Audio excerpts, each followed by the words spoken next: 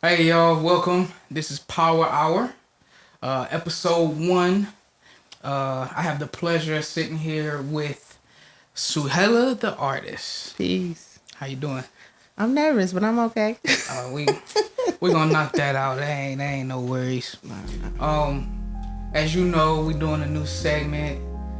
We wanted to introduce it during Women's Month because it's like perfect time to showcase the other realms of entertainment that we are involved in. We didn't want to just make it all about music because it was kind of seeming like we was getting boxed in. So we hope that Power Hour brings a more insight into the creative process,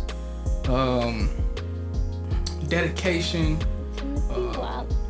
and just the all-around making of and basically what their artistry represents.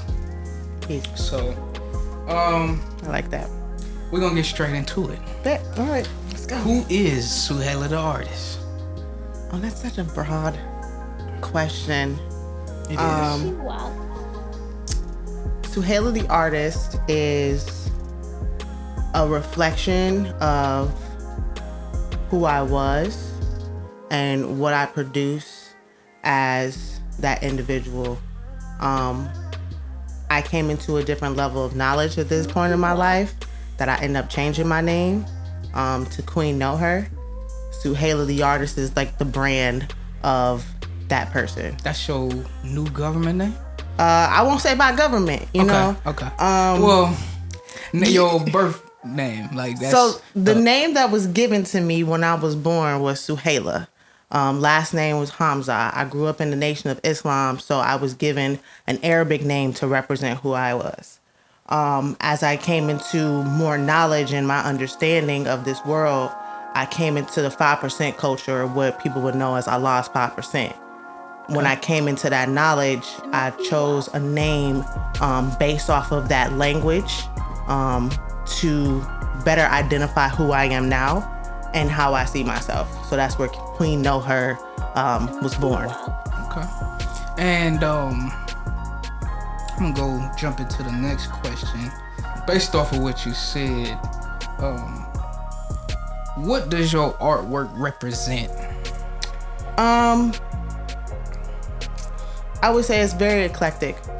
Different pieces have different meanings. My artwork to me represents a reflection of my knowledge and wisdom in this world. So the things that I've experienced, the knowledge that I've gained, how I see the world. You know, some people might see the world from a more linear perspective, and I would say I see the world from a more three-dimensional perspective. I like that. How were you first introduced to art? I was homeschooled, so I really just picked up the creativity of not having anything else to do and just really just exploring what was an outlet for me. So I really started. I remember you was telling me that at the block party too. Yeah, like I just started doodling. Started doing poetry here and there. Just writing different ways of expressing myself, because being homeschooled, I didn't really have other people around me to converse with other than my siblings. And that, you know, your siblings, your different ages, people who act like their parents, you know, that whole shebang. But like I didn't have an outlet to express myself, so I just really started exploring different avenues to express myself, just being at home all the time. So it really started from birth, honestly. Okay. Like,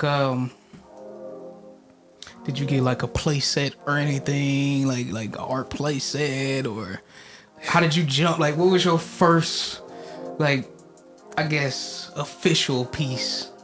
Where you was like, yeah, I want to do this. Keep doing this. Honestly, when I was growing up, I didn't. My parents didn't really want me playing with paint and stuff because I was messy. You know, they don't want to clean up all this mess. My siblings took it from me. But there was one guy that was within the mosque who was always buying me like paint sets. So I would sneak and do it in places where I wouldn't get in trouble and they wouldn't see me. But honestly, when it came to, hold on one moment, son.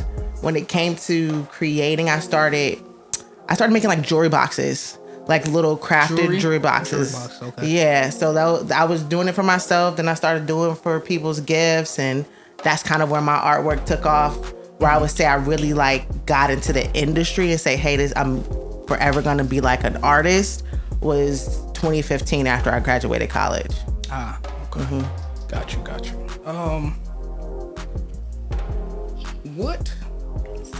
What are some inspirations you get on a daily basis to keep you going? Definitely my son. He is like beyond inspiring just to see, knowledge is knowledge is infinite, like forever being able to learn.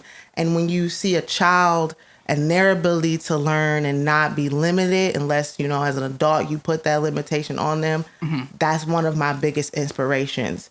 My second, I would say, inspiration is seeing how this world is and how it has treated specifically Black people over time, and how they continue to try to keep what they're doing hidden. And for me, I always wanted to expose those hidden truths, so that way people can relate to my artwork and be like, okay, I see what you're trying to say, and hopefully that opens up their mind to want to learn more. Yeah, and we're gonna take a tour of some of your pieces, and we'll have you describe some of them as well, so people get a better understanding. Because I like a lot of the textures that you implement, into your pieces. Kind of gives not saying that just painting is not hard work, but it's like you kind of go the extra mile of like, I don't know, like say if I'm at a gallery and I'm looking at something, like I would like to be like, I mean, you ain't supposed to touch it, but it's just like, it wants you to touch it. See that it's inviting. Like I like that aspect. Thank you. That's the goal. Like I want people to see those, like I said, that 3-dimension, they can stand out and really capture you to the point where you do want to touch it or you feel like you're a part of it. Right. What, describe your creative process, if you can. Or do you have one, like, is it based on mood or? It varies from piece to piece, depending on what I'm trying to convey in the piece. So once we go on a tour, I have a piece that is an earth, but it's also a placenta. And that piece, I had a very clear direction of what I wanted and where I was going with it. I usually, in all of my pieces, I typically draw them out first. And then I start to layer either paint on them or whatever textural item on them. So that way it can give it that dimension. But as far as like where my mind goes when I'm creating it varies, because sometimes I'll be in the middle of creating a piece, I'll venture out, do something in the world, get inspired, add it on. So do you never alter it? Well, I wouldn't say never. Do you like complete a piece in one sitting?